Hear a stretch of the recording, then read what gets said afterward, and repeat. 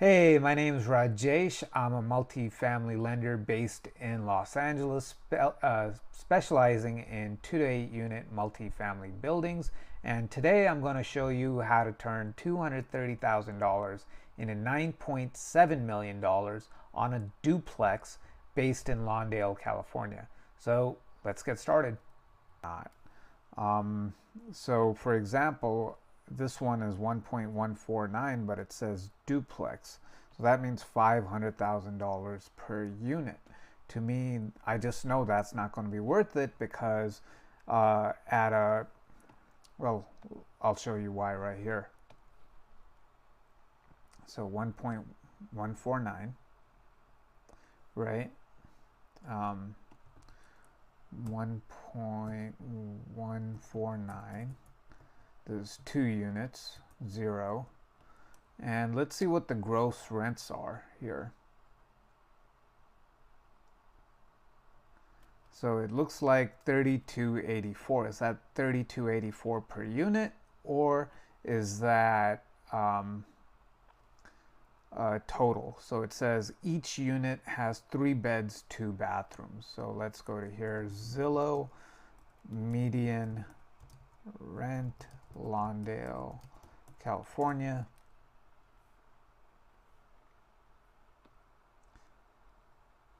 So this is $2,700 per unit on average, but if we take it down to the 3 bed, 2 bath apartments, they are $3,900 per month. So that is $7,800 per month in gross rents. So as an investment property, let's check it out.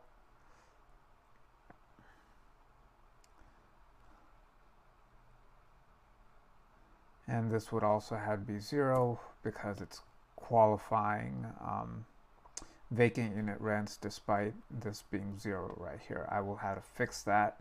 By the time you get this video, that will already be fixed. Property taxes sound about right. Landlord insurance sound about right. Let's see if they have separate utilities. 45,600 per year. So that's with current leases. 45,600 divided by 12 is $3,800 per month. That means roughly $1,900 a month per unit. Located in quiet residential pocket of Lawndale's desirable South Bay area, close to schools, etc. It's 3 beds, 2 baths, $3,900 per unit easily.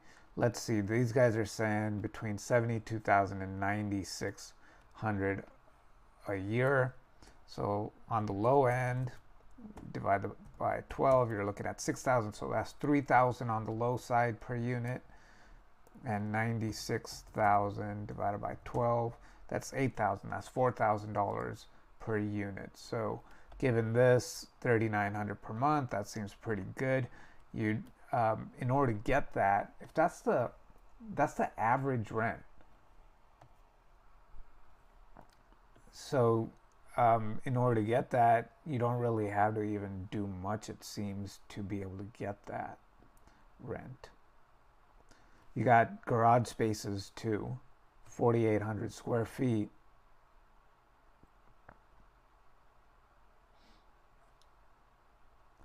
So it doesn't say if there are separate utilities here. I'm just going to assume that there are. Let's double check here though in the photos.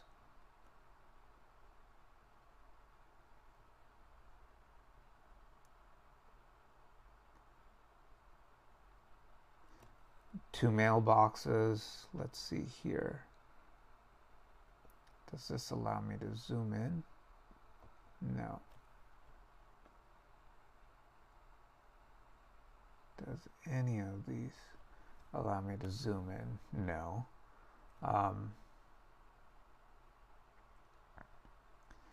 So let's see here.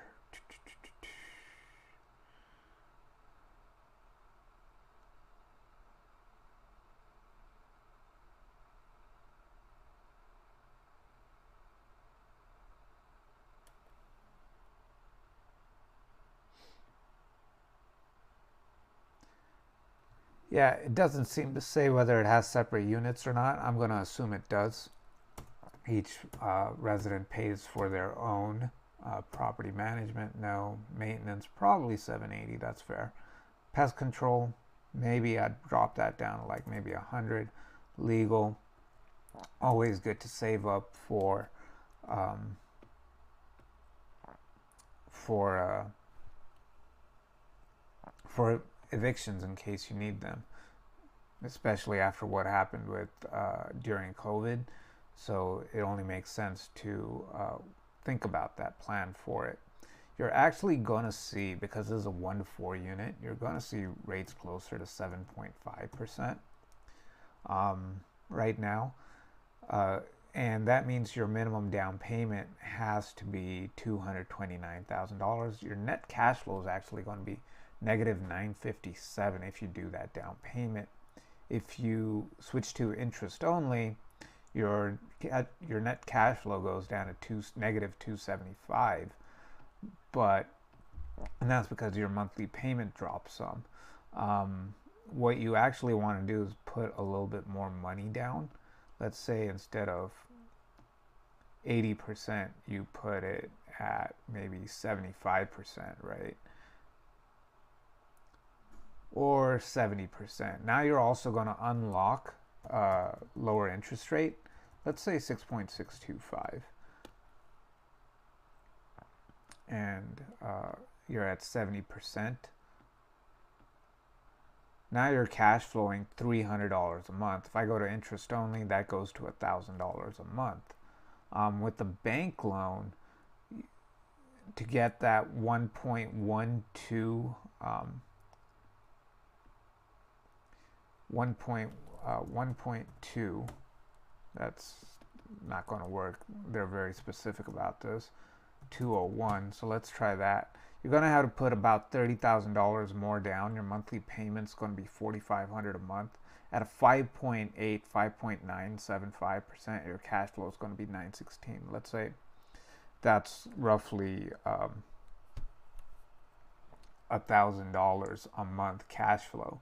So let's actually look at this as a 1 point or a 5.75% loan, 365. And let's say you do this, you purchase it also at a 5.875. That means you're willing to do the buy down. So in order to do that, you need a 1.15 or 1.1 ratio in order to be able to unlock this interest rate. And you go interest only, right? So you're not making any payments towards the principal, just pure interest. Now look at this. Your down payment is $229 and you're cash flowing $1,000 a month after all these basic expenses. That includes maintenance, which is $780, close to $800, close to $1,000. Pest control, and this is on a monthly basis. Pest control $100, legal $120. So assume you have some sort of structure like this. Let this program open up here. So you have rents, and they go into an income account. And based on percentages, they go towards different things. So you might have mortgage, which in this case will include property taxes, insurance, principal, interest, taxes, and insurance. Then you're going to have legal, maintenance, pest control,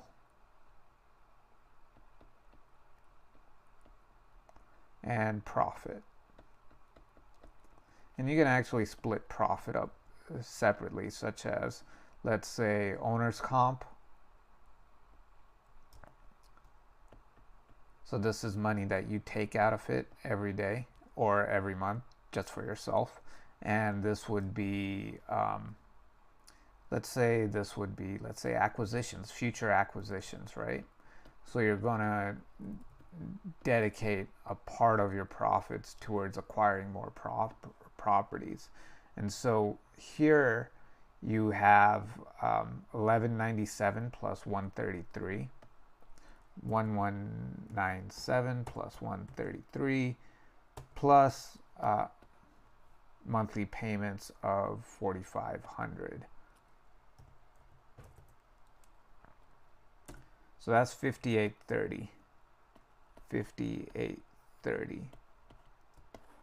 And if you can't see that, I just moved it for you. 5830. So rents are roughly 7,800. And this goes into your bank account, the full 7,800, and it's split up into different things. So this will be 120 a month, maintenance was 780, and pest control was roughly 100 a month. So that means profit based on those numbers, you're actually getting 970 a month. So 970. And let's say 470 goes here and 500 goes towards acquisitions. And this is just the first month, and every month after that, these things are just going to build on top of each other. But maintenance, you're really not going to have to do $780 of maintenance every single month. Chances are you're going to go 10 months, you've collected times 10. After 10 months, you've collected 7,800 here, and then something big goes, and then you're back to zero here if you choose to pay cash. Now, if you have like a 0% interest credit card with the introductory period, or like a prime card where they give you 12-month special financing, same thing with Home Depot, and if you're in the Midwest, there's Menards. They have 0% interest cards with special financing periods where you get 6 months to 12 months to pay it back at 0% interest. That way this doesn't go down to zero, and you just continue paying the credit card at maybe $300 a month, and that way this savings, these reserves don't really go anywhere, and then maybe half of these go towards this payment here.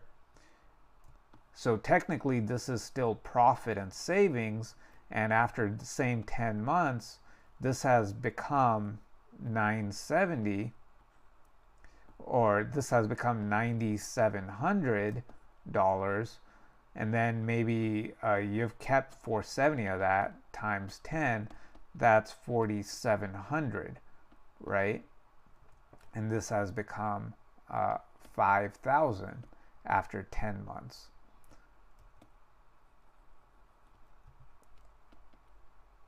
And this is equal to 9,700 plus the 7,800 that you have over there. That leaves 17,500 that you've made in 10 months just off this one property. And you're thinking, okay, well, I spend $229,000 just, or $230,000 just to get this 17,500. How long is it going to take me to recover that? And that's a fair question. So let's do some rough math here and divide that by 17,500. So that's 13 months. So 13 months times 17,500, you will have recovered 227,000. So that's 13 months. That is, 13 years. 13 years. Not 13 months, 13 years. Just to recover that. And you're like, well, that sucks. And you would not be wrong. Let me see here. Let me show you something that actually makes this a better deal. So let me copy this address here. This is in Lawndale, California. Here's the address. And here is the link. And this is 1149, 123. Property taxes, realtor commissions. Down payment, we said this is roughly 20%. Yes, 20% down. Interest rate was 5.875 at interest only. 5.875, 30 years. This says fully amortized. Let's change that to interest only. And that means in 10 years, our interest only period lasts 10 years. So 10 years you're paying interest only, and then on year 11 it either goes fully amortized at 20 years, or you can make a balloon payment of $919,000 after 10 years. We're not rehabbing this property. It seems like it's in pretty good condition already. Let's check out average inflation for this property, or appreciation for this area. So average yearly property appreciation for Lawndale, California.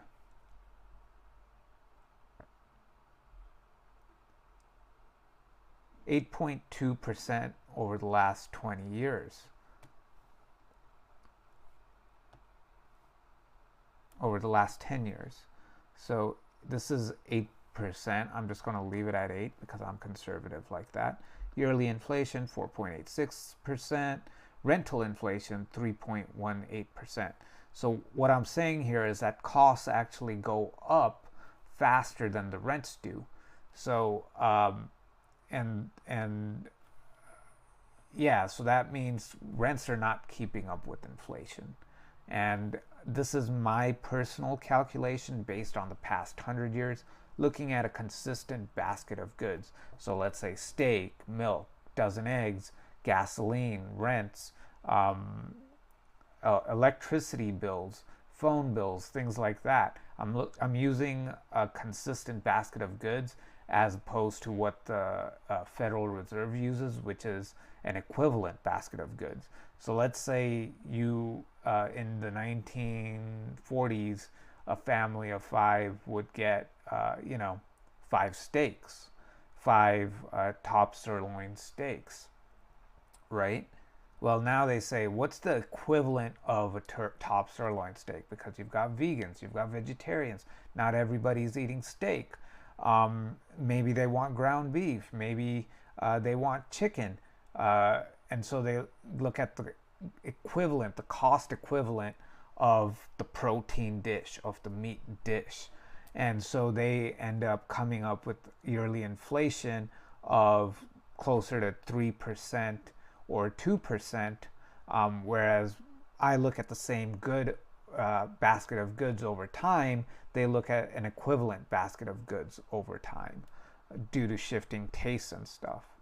And I think, as a personal aside, I think the reason they do that is because if they were to look at the same goods, the yearly inflation would actually appear higher, and they look at, and they forget to also calculate into the reasoning that people are shifting their what goods go into their baskets is because those prices have gone up higher.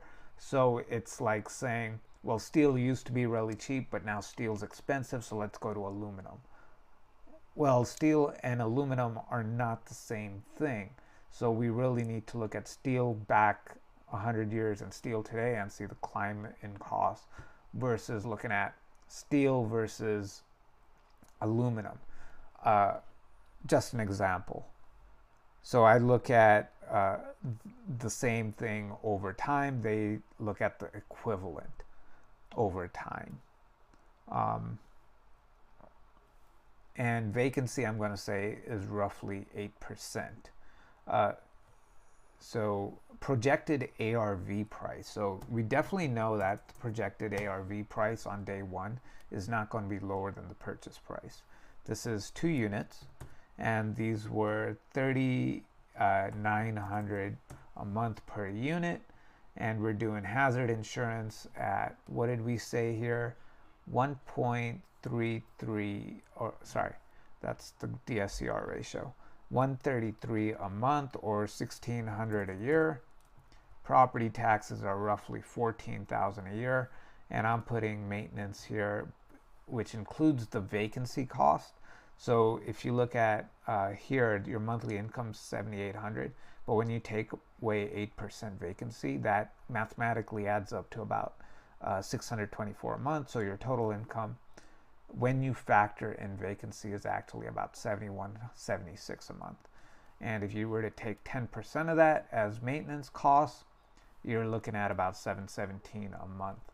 So net operating income year one is about $61,000 a year, and you increase rents every year at roughly 3.18%, just due to normal rental inflation.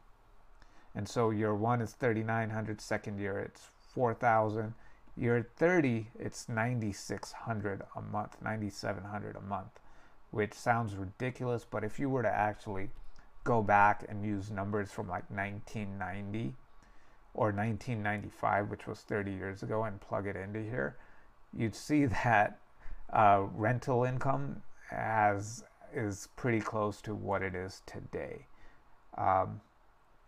So using all of these, let's see what the net operating income is for the first year. It's 61,000.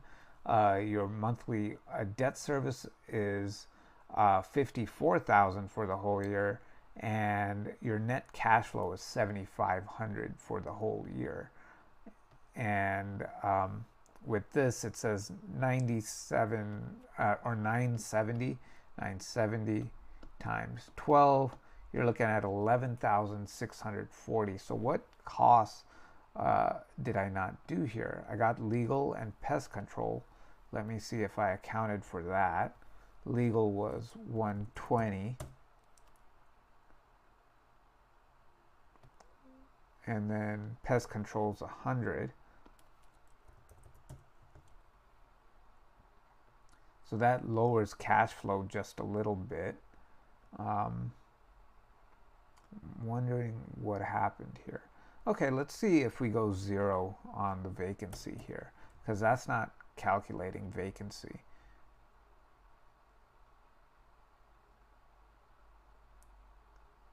Yeah, so there we go.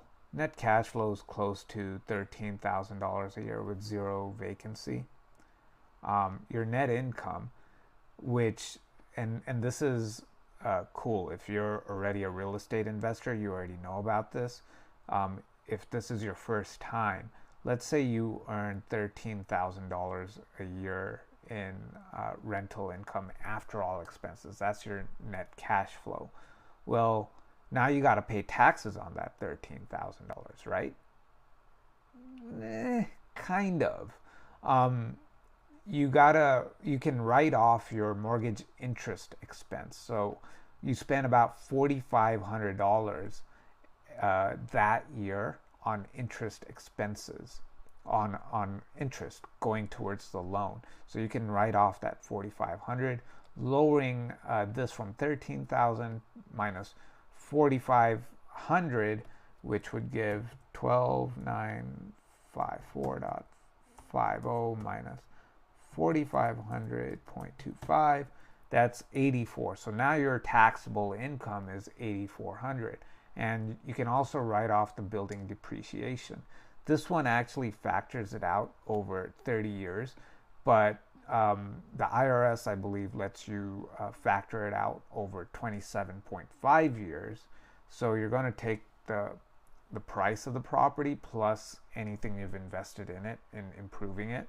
And in this case, you did not spend anything improving it. So you're just going to go with the purchase price and divide that by 27.5. And that means you can write off $47,781 from your taxes, from your net cash flow every single year, leaving you with the net income of $30,000. And the good thing about that is now that you show negative income, you don't pay taxes on negative income. You are actually showing a loss over there. And let's see what this property looks like when you sell it off in 30 years. That's what exit is over here. You've got net equity plus net cash flow minus realtor commissions. And that's realtor commissions at the time that you sell it. So realtor commissions are calculated at roughly 3% on this. So 3% of the sales price. First year, you have negative equity, but you have positive cash flow. You add that up together and take away the realtor commissions. You're actually losing $150,000. It's actually not worth it selling before the 5th year. And your 10th year, you make a $500,000 profit roughly. Your 20th year, $2.5 million, and your 30th year, you make $7.9 million. If you were to look at it, the total lifetime, you're actually looking at $7.7 million in total profit when you sell the building. And part of the reason for that is your actual cash flow, despite it being positive for years 1 through 10. If you look at the 20th year and the 30th year, you're actually losing money. Now, I will say that is a problem with this calculator. It's a bug in this calculator. I have not yet figured out how to calculate this, and that's because of property taxes. If you look here on the net operating income section, property taxes scale up at 1.25% a year of the actual value of the building. And in California, thanks to Prop 13, there's a cap on how much property taxes can go up every year. But this calculator, I've not yet figured out how to program that in here. So you're actually looking at, in the 20th year, for example, $62,000 in property taxes. In the 30th year, $133,000, $134,000 a year in property taxes. And that's because the projected value of the building in the 30th year is roughly $10 million. In the 20th year, you're looking at a $5 million building. And 1.25% of that, of those figures, add up to roughly $62,000 and $134,000. And that is taken out from the net cash flow, leaving you with a negative number here. But in reality, in California at least, you're not going to end up with property taxes that high unless somebody or the state or the voters decide to change that. So even with that factored in, as it would be in some other states where they look at the tax assessed value every year and there is no cap on how much property taxes can go up, you get a $7.7 million building or exit once you sell. Now, viewers familiar with my channel will note that the cash on cash return here is not quite as big as some other properties I've analyzed on this channel. You only get a 2,600% return instead of, say, a 3,400% return or a 3,500% return. Does that mean this property is bad? No, absolutely not. This property is cash flowing, which means you're not dipping out of your personal pocket in maintaining and owning this building. And again, I wanted to go back to the 13-year thing. If you look at your net equity section, your equity projections section, you put in $230,000 buying it. But if you, between the 5th year and the 10th year, let's say you wait until about year 7 to do a cash out refi, well, now you can pull out your original uh, down payment, investment, and closing costs. And the way to look at it here is on the amortization sheet here. So what we want to see here is something that is closer to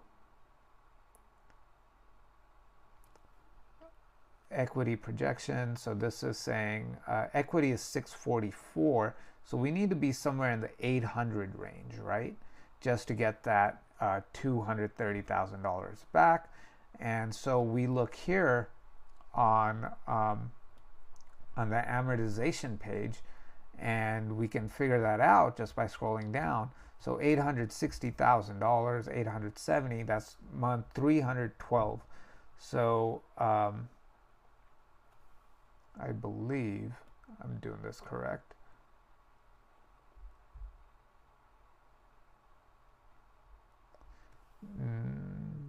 I think so. So let's see here. We are looking at, yeah, 10th year at month 120. We're looking at equity of 1.377. Let me see where this is pulling data from actually. F36, which is right here, projected ARV price. So this is actually manually calculating it. So if I go here, right, and I put, let's say 6, this is 4, let's see 7, let's see 8. Yeah, so somewhere between year 7 and 8, you're going to be able to pull out about 80% of the value of the home via cash out refi and leaving in 20%. So what would that need to be, right? So you want to pull out $230,000 divided by 0.2. You would need the home to be worth somewhere around 1.15 minus your current balance, which in this case is 919,000 minus 919, 123, 231,000, I believe. Yeah, let me double check the math here. You're going to actually see me solve this in real time. So let's see here, right? Let's go here and create a visual. 114, I believe that was the price. What was the price I put here? Yeah, 1.15 roughly. So 149, that's year 1, times 0.2% or 0.2, not percent.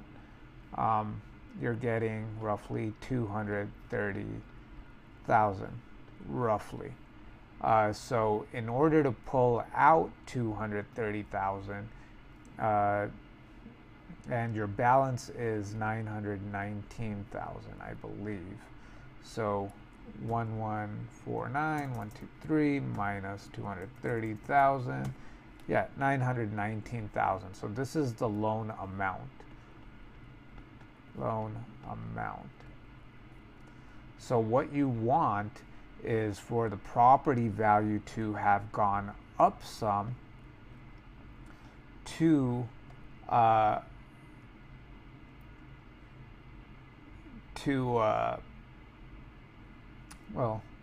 to an amount that is to where 80% of it,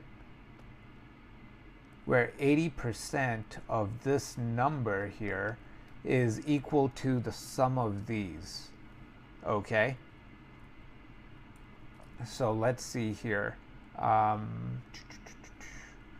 And the way to do that mathematically is actually to divide this by 0.80. So what we're going to do here is 919,123 divided by, or sorry,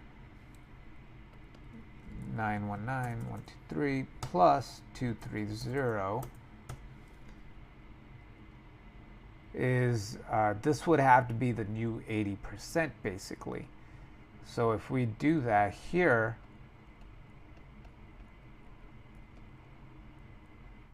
divide that by 80%, we end up with a valuation of 1.436 million. 1.436250. So that's the value that we need to hit right here. And so we can see that in the fifth year, after everything we've put in, we end up with a valuation of 1.6. So your principal balance is still 9.9. Your equity is 644,000. So this is roughly where if you were to do a cash out refi on year 5, you'd be able to recover your initial investment. And so you're not actually taking 13 years to recover the cash you invested down payment wise. You're only taking about 5 years.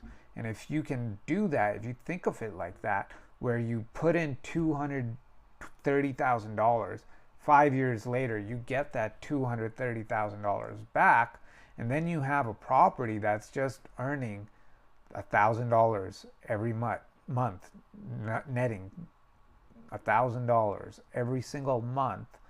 And not only that, but it's gone into 2 separate accounts, which is partly to pay you $470 a month. So that means you're technically getting $470 a month for free every month.